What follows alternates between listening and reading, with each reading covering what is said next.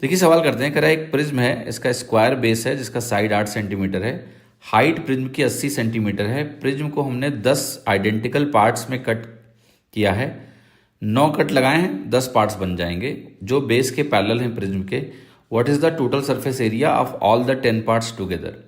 सबसे पहले इस सवाल को समझते हैं कि ये 9 कट्स लगाने से 10 पार्ट क्यों बनेंगे। जैसे आप थोड़ी देर के लिए एक सिलेंडर ऐसे सोच लो। अब इस सिलेंडर में देखना, अगर मैंने एक कट लगाया, एक कट लगाने से नेचुरली आपके 2 पार्ट्स बन गए, राइट। अगर मैंने इसी सिलेंडर में मान लिया 2 कट्स लगा दिए, ऐसे और ऐसे, 2 कट्स लगाने से आप देखिए कितने पार्ट्स बन रहे हैं, 3 पार्ट्स बन रहे हैं।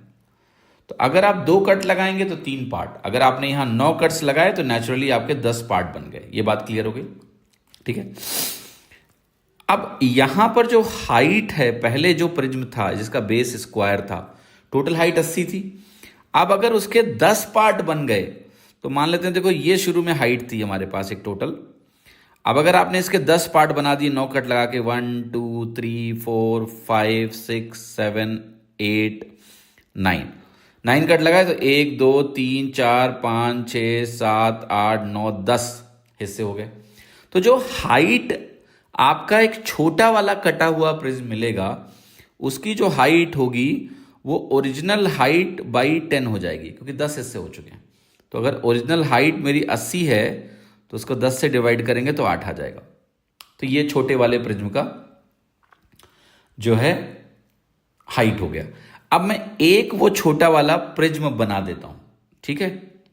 तो एक चीज तो समझ में आ गई आपको कि भाई बेस अगर मेरा स्क्वायर है और फिर आपने हाइट देखी तो 8 है और बेस ऑलरेडी 8 था, बेस ऑलरेडी स्क्वायर बेस था 8 का, अब हाइट भी 8 हो गई उससे एक छोटे पोर्शन की, तो ये क्यूब स्ट्रक्चर हो गया।